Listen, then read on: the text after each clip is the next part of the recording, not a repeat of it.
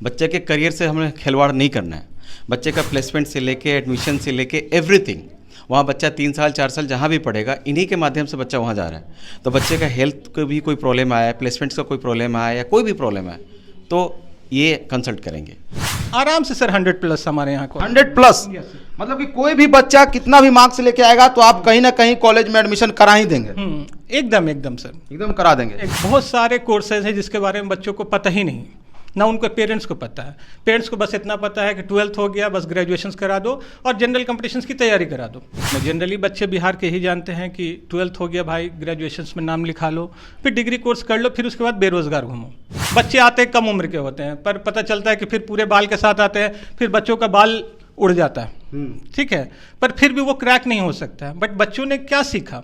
Graduation के बाद उनको सिर्फ डिग्री मिल जाती है, डिग्री लेकर के वो क्या करेंगे? दोस्तों नमस्कार। देखिए, अगर आप भी 10वीं पास हैं, 12वीं पास है या फिर ग्रेजुएट हैं तो आपके लिए एक सुनहरा अवसर आ गया है। जी हाँ, अगर आप भी कॉलेज खोजने में परेशान हैं, दिन रात ये सोच रहे हैं कि कौन से कॉलेज में एडमिशन लें, कहाँ एडमिशन लें, कैसे एडमिशन होगा, कैसे लोन की फैसिलिटी मिलेगी, तो यही सब जितने भी आपके जो क्वेश्चन हैं उसका सॉल्यूशन लेके मैं इस वीडियो में आ चुका हूं। दिखाइएगा, अभी मैं एडमिशन फोरम में आ चुका हूं। जी हाँ, एडमिशन फोरम, जितने भी आपकी परेशानियां हैं एडमिशन को लेकर के, 10th के बाद आप क्या करना चाहते हैं, इससे आप परेशान हैं, जूझ रहे हैं कि पॉलिटेक्निक करें या फिर बीटेक करें या फिर MBA करें, BBA करें, BCA करें, क्या करें, ये सब का सॉल्यूशन लेके हम आ चुके हैं अभी एडमिशन फोरम में। दिखाइएगा, हमारे साथ कुछ सर लोग हैं, यहाँ पे मैम भी हैं। ये लोग आपको अच्छे से गाइड करेंगे कि अगर आपने 10th पास किया है, 12th पास किया है, ग्रेजुएशन पास किया है तो आपको आगे क्या करना चाहिए, कम पैसे में अच्छे से अच्छे किस कॉलेज में आपको एडमिशन लेना चाहिए जहां की प्लेसमेंट अच्छी हो और कॉलेज का जो इंफ्रास्ट्रक्चर अच्छा हो,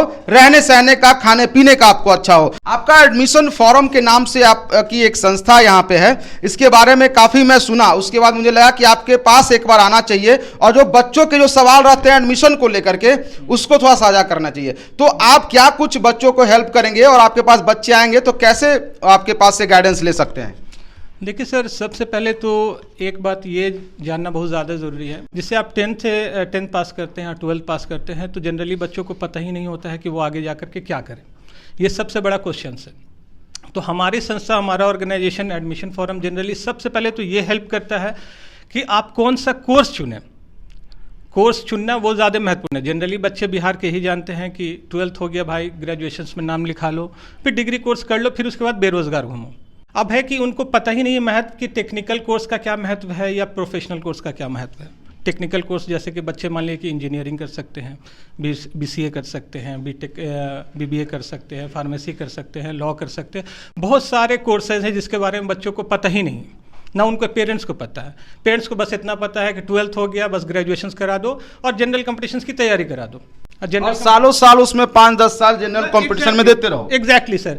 बच्चे आते हैं कम उम्र के होते हैं, पर पता चलता है कि फिर पूरे बाल के साथ आते हैं, फिर बच्चों का बाल उड़ जाता है, ठीक है, पर फिर भी वो क्रैक नहीं हो सकता है। बट बच्चों ने क्या सीखा? ग्रेजुएशन के बाद उनको सिर्फ डिग्री मिल जाती है, डिग्री लेकर के वो क्या करेंगे? जो हमारा एडमिशन फोरम संस्था है वो जनरली बच्चों को वो अवेयर कराता है कि आपके लिए ग्रेजुएशन ही, सिंपल ग्रेजुएशन ही एक आपका मान लीजिए कि टारगेट नहीं है, ठीक है ना। इसके अलावा बहुत सारे कोर्स है जहाँ पे जाकर के हम लोग उसको कर सकते हैं और अपना भविष्य को सिक्योर कर सकते हैं। क्या बच्चे बीटेक करने वाले बच्चे UPSC नहीं क्रैक करते हैं? क्या बीटेक करने वाले बच्चे बैंकिंग नहीं निकाल सकते हैं? क्या बीटेक करने वाले बच्चे SSC नहीं निकाल सकते हैं? ऑब्वियसली कि निकाल सकते हैं, इसलिए कि वो कम से कम पढ़ेंगे तभी ना निकाल पाएंगे। जब वैसे क्या होता है कि 3 साल वो डिग्री किसी भी कॉलेज में जाकर के बाहर में एडमिशन्स ले लेंगे, पटना में आ जाते हैं या कोई भी बड़ी सिटी में आकर के तैयारी करते हैं, तो कॉलेज तो वो जाते ही नहीं है बच्चे। अब आते हैं कि मान लीजिए कि जो बच्चे जो इंट्रेंस एग्जाम्स की तैयारी करते हैं, JEE मेंस की तैयारी करते हैं। अब JEE मेंस में बच्चे का मान लीजिए कि कोई भी रैंक आ जाता है, अब उनको थोड़ी ना पता है कि इस रैंक पे उनको कौन सा कॉलेज मिलेगा। वो तो आप यहाँ पे उनको काउंसलिंग देते हैं। एग्जैक्टली वो काउंसलिंग से ही हम लोग काउंसलिंग के थ्रू उनको बेहतर, उनका अगर मान लीजिए कि कम भी मार्क्स आता है या कम भी रैंक आता है तो उस मार्क्स पे कितने अच्छे अच्छे कॉलेज मिलते हैं, बट बच्चों को नहीं पता होता है। इसलिए कि वो सारा ऑनलाइन सिस्टम होता है, किसी भी छोटे बच्चों को पता ही नहीं होगा, जानकारी ही नहीं होगा कि कौन सा कॉलेज अच्छा है या कौन सा कॉलेज खराब है, किस कॉलेज की प्लेसमेंट अच्छी है, किस कॉलेज का प्लेसमेंट खराब है, ठीक है ना। तो ये सारा चीज़ हम लोग गाइड करते हैं या बच्चे को ये सारी जानकारी प्रोवाइड करते हैं। अच्छा, ये सब सारी जानकारी जो आप प्रोवाइड कराते हैं या फिर बच्चे आपके पास आते हैं, उसके कुछ चार्जेस होते हैं आपके, या फिर क्या कुछ देना पड़ता है बच्चों को? सर देखिए, अगर हम लोग काउंसलिंग अगर करेंगे, ऑब्वियस सी बात है कि हमारी भी संस्था है, तो ये बहुत ही नॉमिनल चार्ज होता है। ऐसा नहीं कि 20,000, 50,000, लाख रुपए, ऐसा कुछ नहीं होता। रही बात है कि डोनेशंस पे सर एडमिशन फॉरम कोई काम ही नहीं करता है। हम लोग का मेन विश्वास यही होता है कि बच्चे के रैंक पे ही उसको बेहतर से बेहतर कॉलेज दिलाया जाए।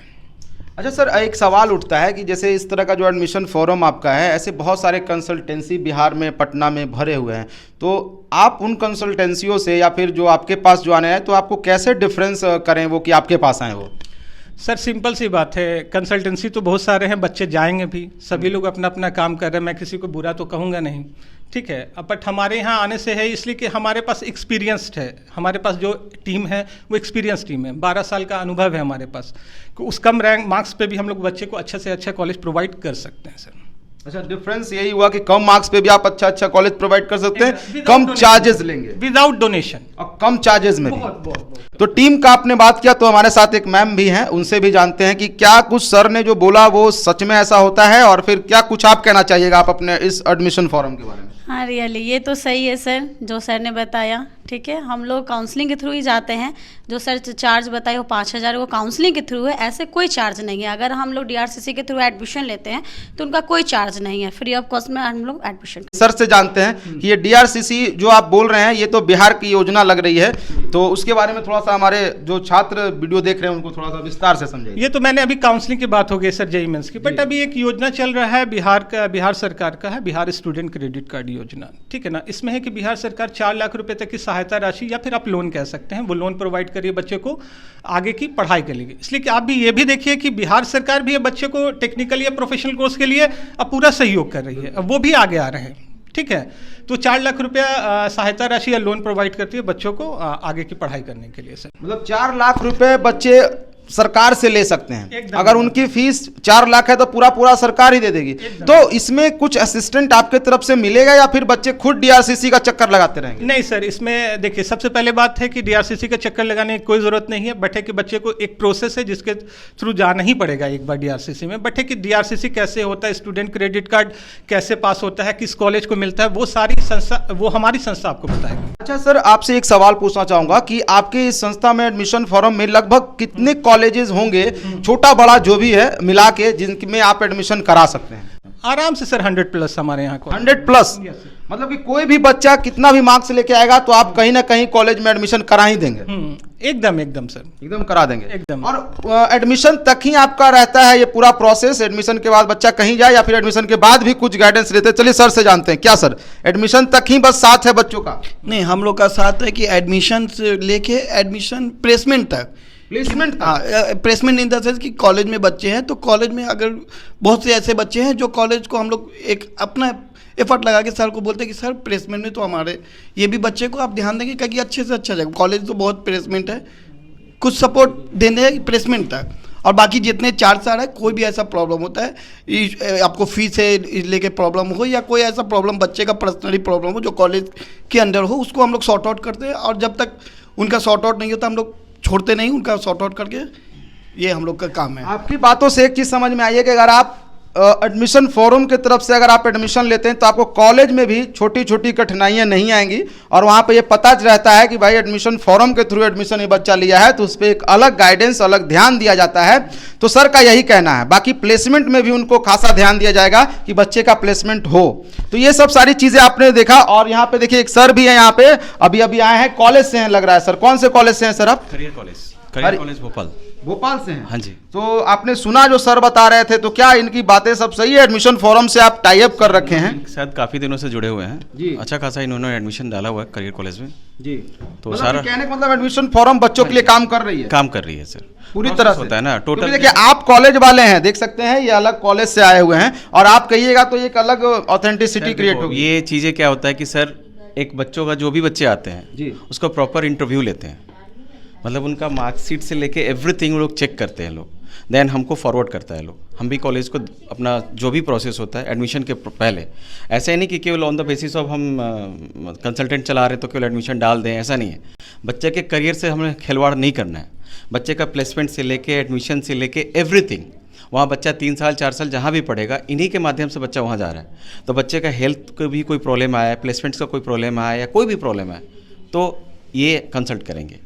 तो देखा आपने कि मैंने एक ऐसे एडमिशन फॉर्म के बारे में आपको बताया कि अगर आप पटना में हैं या बिहार से कहीं भी है तो पटना में बोरिंग रोड में इनका ऑफिस है। नंबर भी आपको स्क्रीन पे दिख रहा होगा, डिस्क्रिप्शन में पूरा एड्रेस भी दिया हुआ रहेगा, आप लोग कॉल करके जानकारी भी ले सकते हैं और यहाँ आके भी मिल सकते हैं। बाकी आप लोग बिहार में जो DRCC के थ्रू स्टूडेंट क्रेडिट कार्ड योजना जो है, जो 4 लाख का योजना सरकार दे रही है आप लोग को पढ़ने के लिए, उसके बारे में अगर आपको गाइडेंस चाहिए तो फ्री ऑफ कॉस्ट आप यहाँ पे आके जानकारी ले सकते हैं। बाकी सर ने बोला कि बहुत ही मिनिमम फीस पे जो है ये काउंसलिंग करते हैं। बाकी कोई भी बच्चा हो, कितना भी उसका अंक आया हो, कोई भी कोर्स में वो एडमिशन लेना चाहता हो 10th के बाद, तो यहाँ पे सभी कोर्सेज अवेलेबल हैं। आपको एक कॉलेज वाले सर भी यहाँ पे आए थे, उनसे भी आपको जानकारी दी। बाकी आप लोग बताइएगा कि आप लोग को कैसा लगा ये वीडियो, और इस वीडियो को अपने दोस्तों के पास शेयर करिएगा जो लोग भी एडमिशन लेना चाहते हैं, कोई भी जो भी कोर्स है, टेक्निकल कोर्स में या फिर किसी भी कोर्स में एडमिशन लेना चाहते हैं तो सर से एक बार गाइडेंस जरूर यहाँ पे लें। बाकी मिलता हूँ एक नई वीडियो के साथ, तब तक के लिए धन्यवाद।